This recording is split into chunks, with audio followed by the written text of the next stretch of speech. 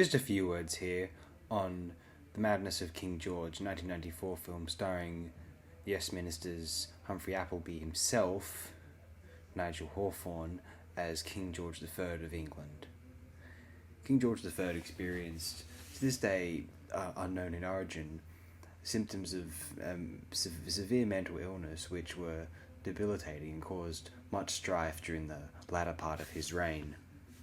This particular film dramatizes it in the form of something of a black comedy, although an incredibly touching film about the gradual instability and inconsistent mental faculties of the most powerful man in the globe at that time, and how those around him seek to manipulate and maneuver their pieces in the game of British politics.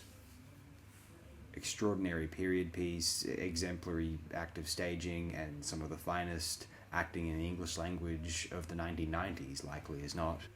The Madness of King George both pokes fun and looks at the realistic pitfalls of a divinely appointed, not seeing my fingers doing quotations there, monarch, and then it also takes a jeer at the justifications for the monarchy in the constitutional format in the contemporary world, as it is today.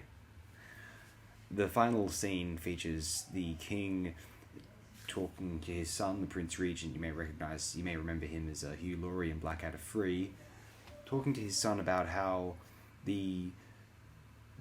just as there are role models throughout the society, in the church, in the military, or in the public servants, they are the role models of their particular institutions.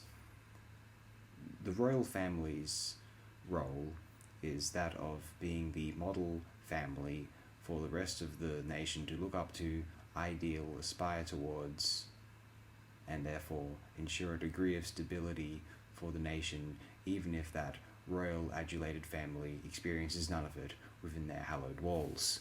The fact that an actor best known for a sitcom delivers a role such as this is utterly superlative. I'm phenomenally impressed. A film which probably hasn't been discussed much since its release in 1994, and I imagine it was something of a sensation then. Go revisit this work if you haven't seen it since its release. It's extremely powerful. Those who consider themselves both fascinated and gripped by the history of the English monarchy, and those who spite it and despise it, wish it were torn apart and ridicule it.